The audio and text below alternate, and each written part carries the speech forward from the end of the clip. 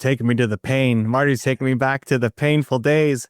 So I left a pretty big opportunity to work at what I thought was my dream job in investment banking and make six figures out of school and travel the world and do these big deals, which is in my high school yearbook. That's what I said I wanted to do, versus join a startup and have 30% equity in this business, which sounds great, but I'm making $300 a month. So that's not great. And it just, nothing was working. Nothing was working, Marty. Nothing was working. And I was working every single day and nothing just seemed to be working at all. And I made it harder on myself that I didn't let anybody else in. I didn't tell my friends. They all had the jobs that I wanted and they were, wanted to go out to have dinner or drinks or whatever. And I couldn't afford it. And so I told them I'm hustling, I'm living the entrepreneur life here. But really, I was like broke and couldn't afford to go out. So I isolated myself because I was embarrassed. I was ashamed. I didn't want to tell them that I was struggling, which is stupid in like thinking about it. But that was my 19-year-old, brain at the time. And I guess it's hard when you're in the middle of something. Even now, I don't think I ask for help enough. When you're struggling with something, I think it's good that we entrepreneurs will like, okay, there's a problem. We're going to solve the problem. Let's go find and solve the problem. But we probably all suck at asking for help. And there's people who could help us if we just let people in a little bit more. So this is a good, I'll have to watch this episode back as a reminder to myself. Carmichael, asked for help. But yeah, nothing was working. It ended up me quitting on my business partner and then realizing that night that if I quit, I'm going to live with regrets and I just need to find a different way to stand. And I looked at Bill Gates, who started Microsoft. I had a software company. He was the only software person I could think of. And I studied how Microsoft started their business. And I applied that to my business. And then we started to grow.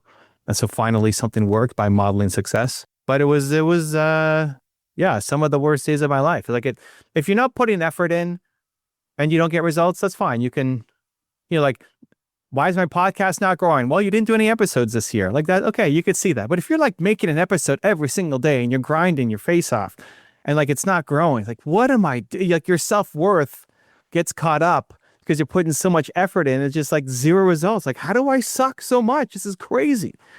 So that was what was going through my mind.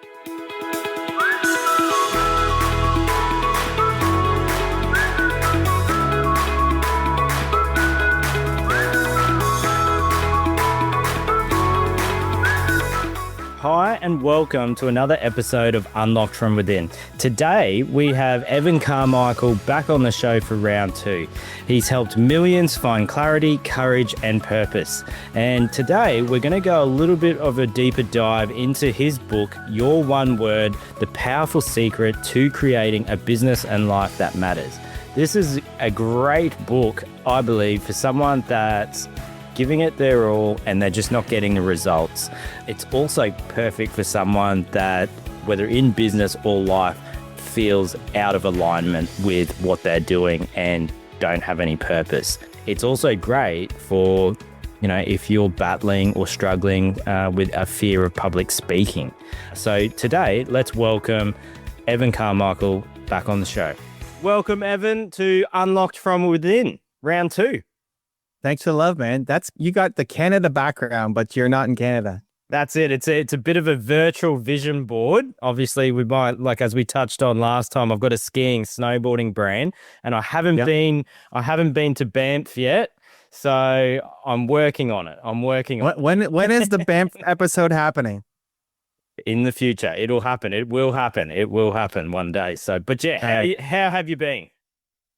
Good, man. Busy, crazy, fun, excited to do round 2 with Marty Clay. Let's go. Awesome, Evan. Well, I want to go straight into it. And, today, I want to talk about, your book, Your One Word, The Powerful Secret to, creating a business and life that matters. I believe it's, one of the top books that I've found that's been really, really helpful in my business and in my life and with my clients as well. So I want to dive deep into it. And, there's some points in there, you talk about early on, one of the things that really resonated with me was you were talking about one of your early businesses where you were trying everything and nothing was working and you felt useless. Like, can you unpack what was going on in that? It was taking me to the pain. Marty's taking me back to the painful days. So I left a pretty big opportunity to work at what I thought was my dream job in investment banking and make six figures out of school and travel the world and do these big deals, which is in my high school yearbook. That's what I said I wanted to do versus join a startup and have 30% equity in this business, which sounds great, but I'm making $300 a month. So that's not great. And it just nothing was working. Nothing was working, Marty. Nothing was working. And I was working every single day, and nothing just seemed to be working at all. And I made it harder on myself that I didn't let anybody else in. I didn't tell my friends. They all had the jobs that I wanted, and they were, wanted to go out to have dinner or drinks or whatever, and I couldn't afford it. And so I told them I'm hustling, I'm living the entrepreneur life here. But really I was like broke and couldn't afford to go out. So I isolated myself because I was embarrassed. I was ashamed. I didn't want to tell them that I was struggling, which is stupid in like thinking about it, but that was my 19-year-old, brain at the time. And I guess it's hard when you're in the middle of something. Even now, I don't think I ask for help enough. When you're struggling with something, I think it's good that we entrepreneurs will like, okay, there's a problem. We're going to solve the problem. Let's go find and solve the problem. But we probably all suck at asking for help, and there's people who could help us if we just let people in a little bit more. So this is I'll have to watch this episode back as a reminder to myself. Carmichael, asked for help. But yeah, nothing was working. It ended up me quitting on my business partner and then realizing that night that if I quit, I'm going to live with regrets and I just need to find a different way to stand. And I looked at Bill Gates, who started Microsoft. I had a software company. He was the only software person I could think of. And I studied how Microsoft started their business and I applied that to my business. And then we started to grow. And so finally something worked by modeling success. But it was some of the worst days of my life. Like if you're not putting effort in and you don't get results, that's fine. You can, like, why is my podcast not growing? Well, you didn't do any episodes this year. Like that, okay, you could see that. But if you're like making an episode every single day and you're grinding your face off and like it's not growing, like what am I doing? Like your self-worth gets caught up because you're putting so much effort in. It's just like zero results. Like, how do I suck so much? This is crazy. So that was what was going through my mind. Yeah, It really was rough. It was interesting. Like what really resonated with me when I heard that story is like I had something similar that was going on in the second year of COVID in 2021, where it was like up until that point, like we just came off our best year, our breakthrough year with the skiing, snowboarding business. It finally took off. We're doing the biggest numbers we've ever done. And then the following year, it was the exact opposite.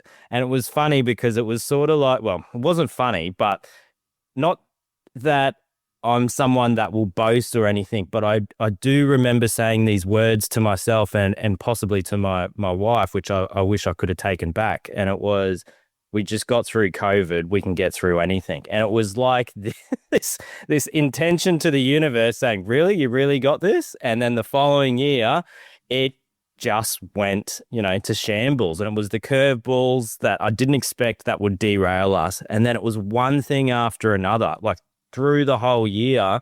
And it was like you said, up until that point for me, it was like, usually if I put in the work, eventually I'm going to see some kind of positive result or a result.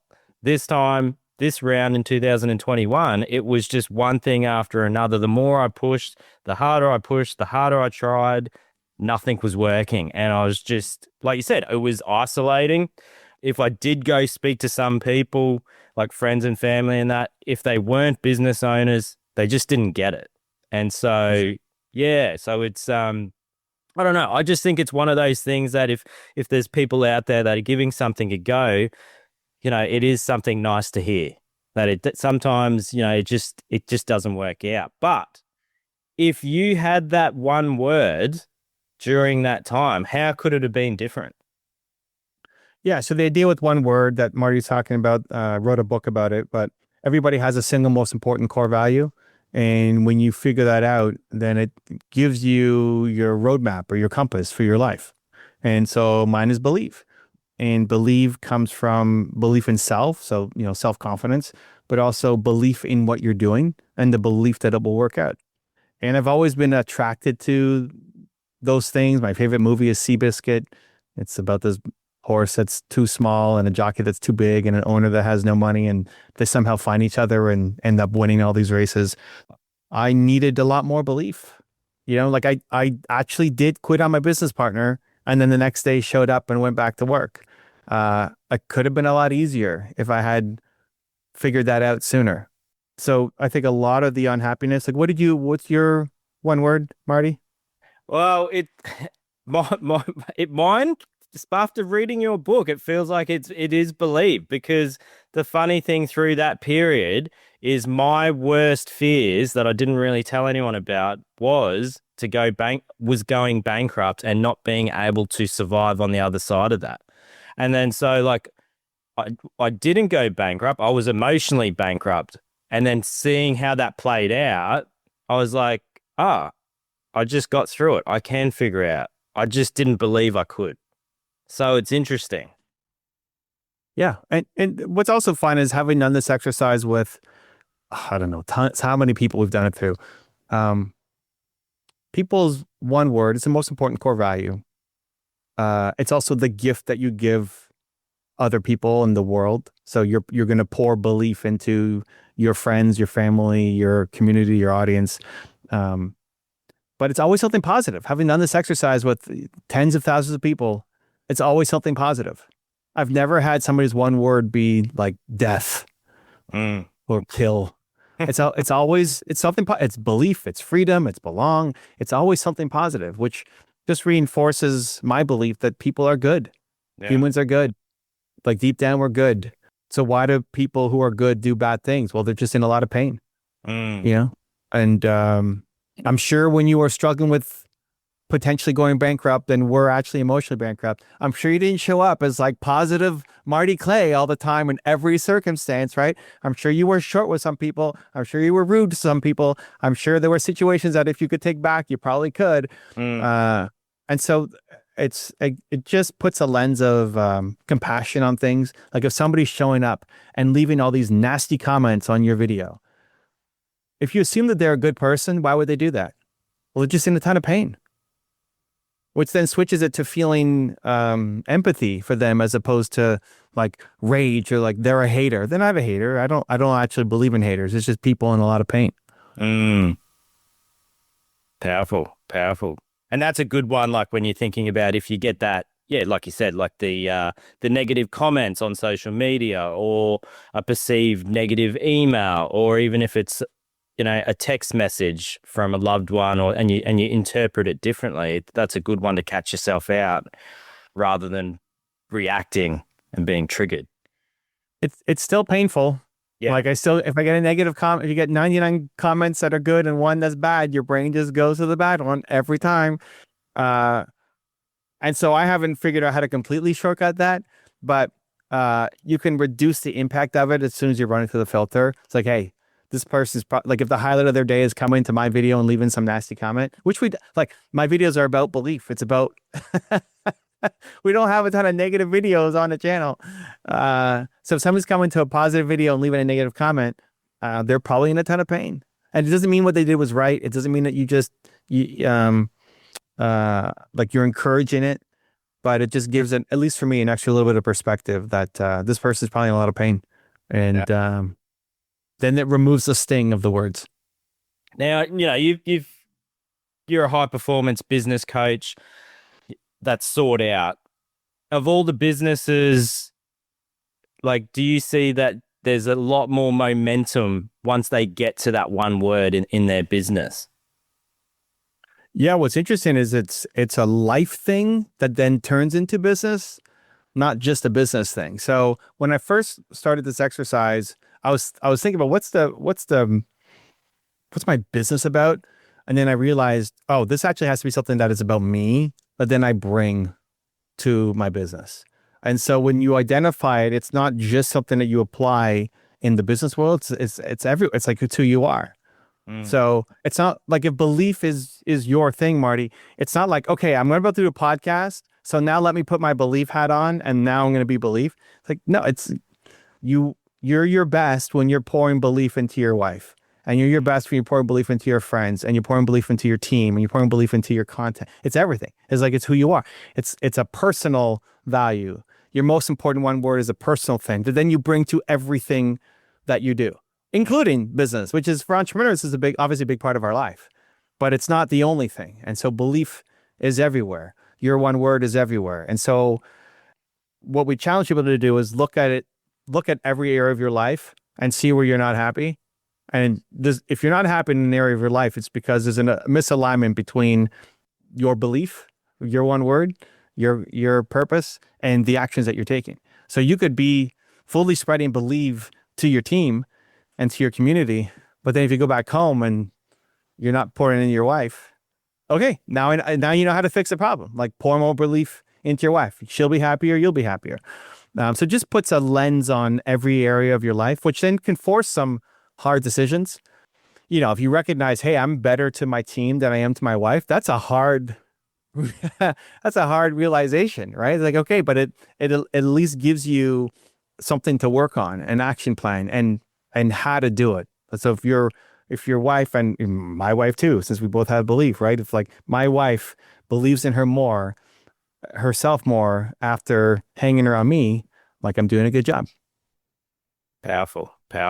And like, you know, you talk a little bit further in the book about like the family cycle, and, you know, really thinking about that, you know, how you were just talking about that, the one word for the family. So like, for anyone that's listening or reading the book, or it's halfway through the book, just like what you just said then, like it doesn't just have to be one word for your business. It's trying to find that one word for your, you know, in your family life. You might have multiple businesses, but connecting it to that one word, not having like one word for one business, another word for another business. Yeah, exactly. Because that's out of alignment with who you are. Yeah. And so you move into the speaking world, it's the same thing. Like, the goal of doing a speech is to have people feel different, which then enables them to act different. Like, the best thing you can give people is letting them borrow your belief. So we both have belief. Usually when I do this, like, the podcast host word is something different. So it's a little, but we're both aligned. So this is great, Marty. But like, if it's love or freedom, you know, if that's your most important core value, then when you get on stage and speak, your goal is to help the audience feel more love or feel more freedom. You're going to teach them tactics. You're going to give them strategies. Cool. But if they don't feel the love or freedom or belief, they're not going to do any of the work. And so we're not just getting up on stage and saying, believe, and just, I guess you could do that, but I'm getting up and giving tactics and strategies, but the goal, like, nothing will happen unless they have belief. And so if you can identify what your most important core value is, it also enables you to impact other people, whether that's one-on-ones in interviews, whether that's content, or whether you're speaking on stage to thousands of people, because you want them to feel the same thing too. Awesome. And so, yeah, just on public speaking, like, now there's a lot of people that have a fear of public speaking, and like, just take, you know, you're introverted, and you're an international speaker, but like, just take us back to like when you just started getting into the international speaking. Like, what were some things that helped for you to overcome the fear of public speaking? So there's a hug and a push, and I use both of these depending on what I need the most. So in your question, you're presupposing that fear is a good enough reason not to do it.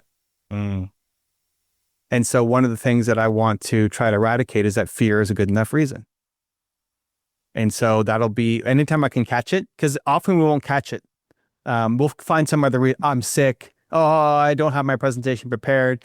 You find some reason, but really you're just afraid.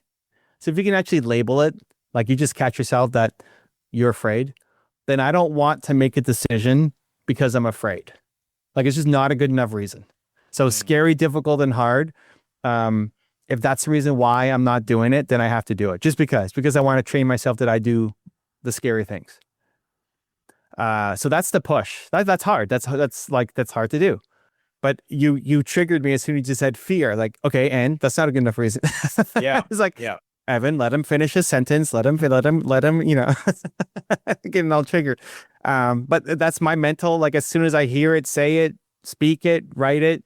If I catch it, then that's not a good enough reason. So if you're afraid of public speaking, don't accept that as a good enough reason. So that's the push. You do scary things, period. Otherwise, what are you doing? You're doing the same life over and over and over again. Like if you never do anything you're afraid of, you're just living the same life.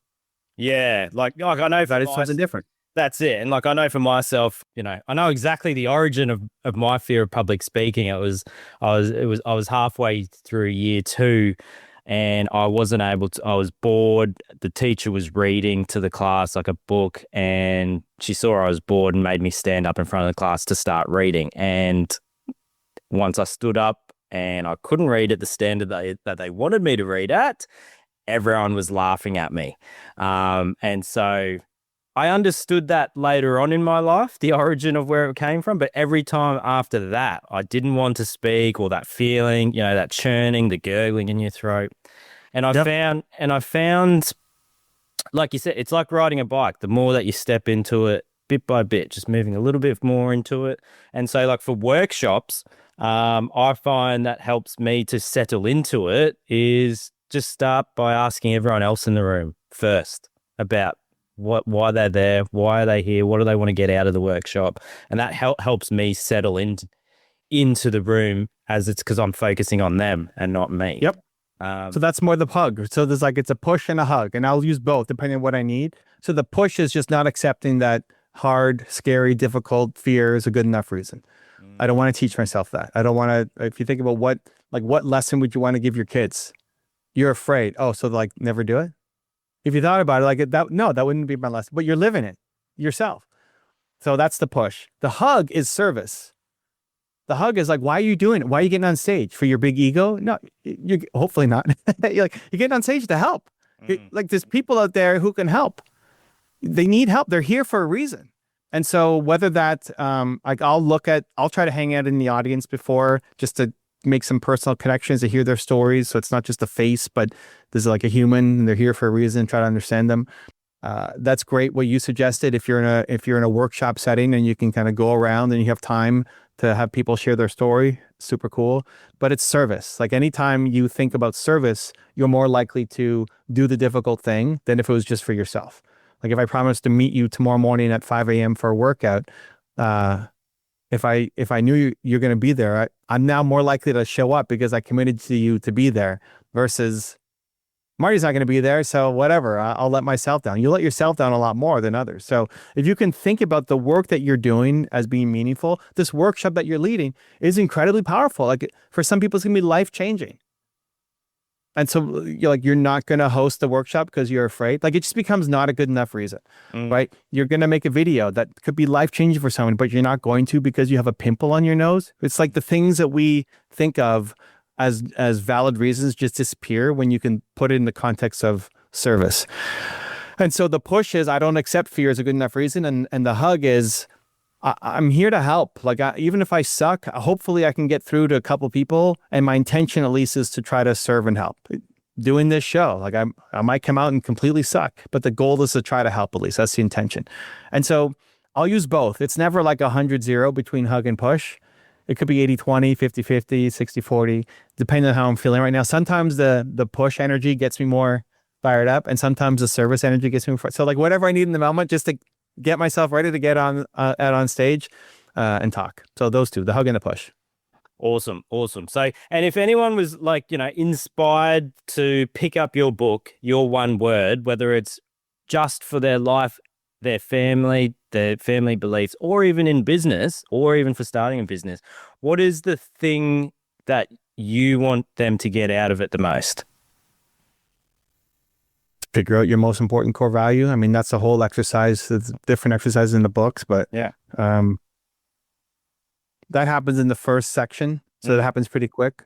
The rest of the book is how to apply it in life and in business, and lots of different practical examples. But even you just read the first part of the book and you figure out, like if you just figure out, oh, my most important core value is believe. Even just sitting on that for a day, it's hard to not think about your life or business or some area that needs to be improved. Like your friend circle needs to be upgraded. Your relationship with your spouse needs to be upgraded. With your kids needs to be upgraded. Your business, like you just start to see all sorts of areas to improve in every spot of your life because you're just living out of alignment with your most important core value. So if anybody's picking up the book, I mean, thank you. Awesome. You're awesome. But at least get through the first section, figure out your most important core value. If you don't get it right away, it's okay. I wouldn't even skip ahead. Like just stay on that because I think it's one of the most important exercises you can ever do in your life. Awesome. Evan, well, it's been a pleasure and an honor to have you on the show again. Would love to do it again. And yeah, might be Banff the next time. Let's go. Come on. And wait, what time do you have to wake up to do this again, Marty? Oh, this one's pretty early. It's not too bad. It's 6:30. So Oh my God. You should see me at 6:30. That's not great. No, I'm excited for you, man. I mean, I know you've had that background for a while and it means something to you. And it's kind of weird for an Australian to have a Canadian background behind them. So I'm excited for you. If you do is that Lake Louise? I think that's Lake Louise, right? Yeah. People ask if the bottom of the lake is painted because it's so colorful. Yeah. It's not, but it's just the way that it works. Yeah, you do a Lake Louise episode. Yeah. Let me know, man. Yeah. We'll come back for round 3. Awesome, Evan. Take care. Thanks again, and we'll see you next time. Thanks, Marty. See ya. Bye. Thanks for listening to another episode of Unlocked from Within. If you found any value in today's episode, please leave a comment of if you had any aha moments, any breakthroughs, or even if you've discovered your one word. I'd love to hear about it, love to see it. And if you'd love to dive deeper and access the book, Your One Word, there'll be a link in the show notes for that. And I'll also have any links in the show notes if you'd love to follow Evan Carmichael further. If anyone would love to experience a Unlocked from Within one-on-one session with myself, they're perfect for getting over the fear of public speaking. If you've got a limiting belief or a blockage and you're just looking for some clarity, there'll be a link also in the show notes for that. Again, I hope you found value in today's episode, and if you could please leave us, a comment, like, subscribe, it really does help the show. Again, thanks for listening.